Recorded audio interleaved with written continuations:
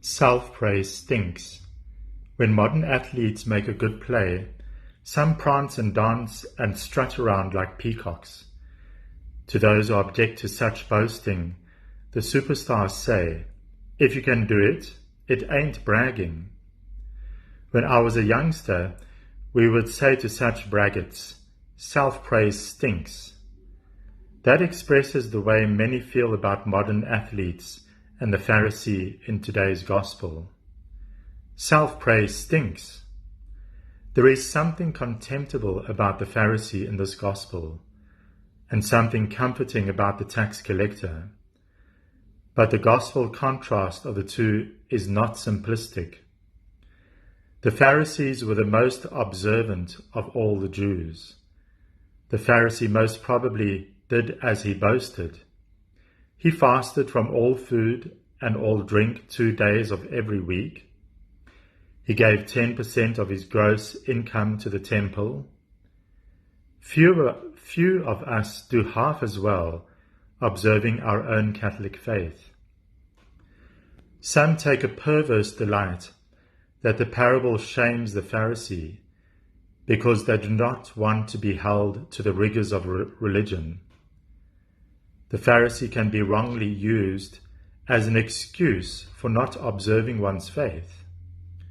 The tax collectors, by contrast, were collaborators with the occupying and oppressive Roman government. They overtaxed the working people and kept the excess amount for themselves. The tax collector was a thief, a professional thief, a white-collar thief. Today, such financial embezzlers go to prison if they get caught. The Pharisee was a hard-working, church-going pillar of the community. The tax collector was a thief, a thug, and a cheat. Yet in this parable, the tax collector is the good guy, and the Pharisee is the bad guy. What are we to make of this? This story does not condemn the Pharisee for being religious. It condemns him for being self-righteous. The parable does not praise the tax collector's shrewdness. It praises his sincerity.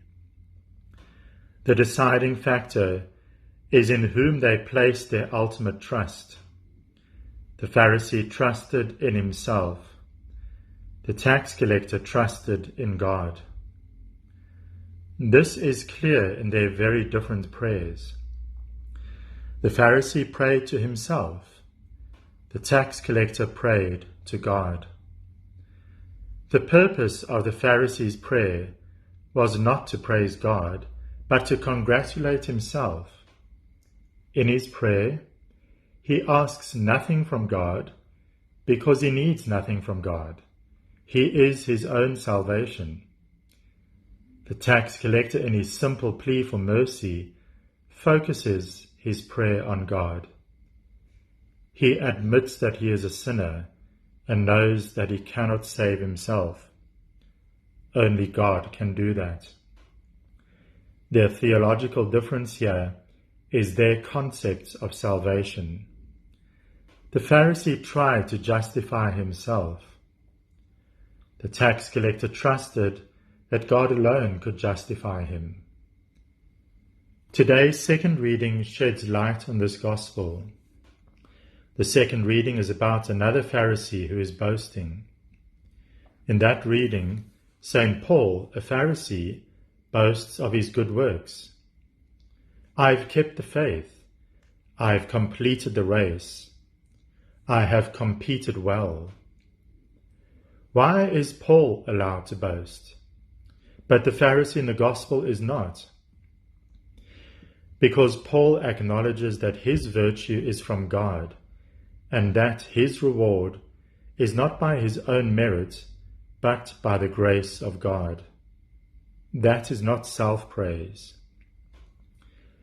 It is rejoicing in the goodness that God worked through him. There was good and there was bad in the Pharisee and in the tax collector. The challenge is to separate the good from the bad and to balance them. When St. Francis saw a lost soul, a flagrant sinner, an arrogant criminal, he would say, "There, but for the grace of God, go I." St. Francis knew that the goodness in his life was from God, and that his sins were his own. Modern superstars say, "If you can do it, it ain't bragging." The Gospel says, "If you can do it, praise God," because self-praise stinks.